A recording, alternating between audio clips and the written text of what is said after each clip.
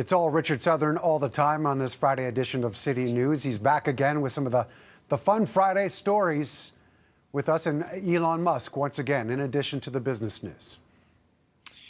He is.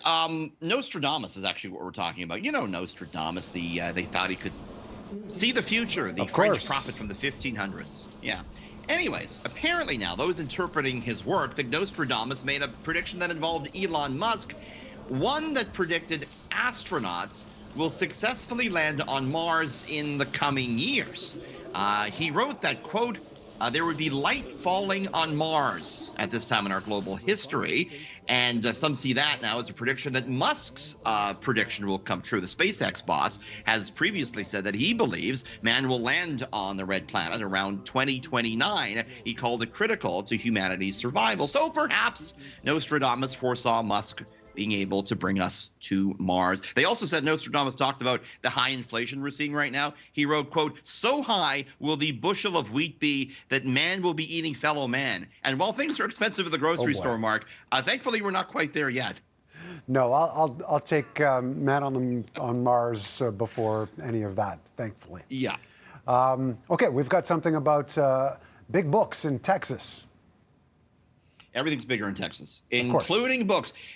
They now have broken the Guinness World Record. Look at them turning this page. It's the biggest book in the world, Mark. Look at this thing. It'd be difficult to rip a page out of that one, that's for sure.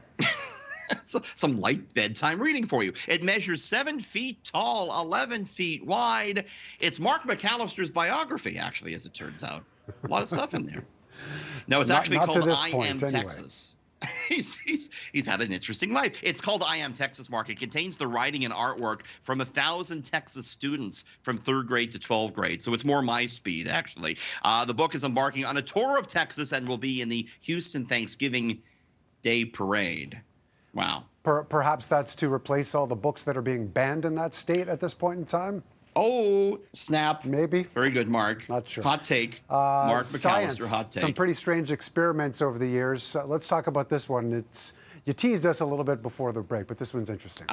It's akin to Let's Get the Dog High. It's scientists getting cows high. What they did, scientists, they fed cows cannabis, Mark, to see sort of what would happen. And it played out the way you might suspect it would play out.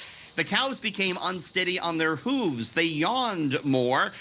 Their eyes became bloodshot, and they probably had a pretty good all-around time. The reason scientists were doing this, they wanted to see the effect that sort of hemp would have on cows and whether or not that would filter through to the milk that humans drink.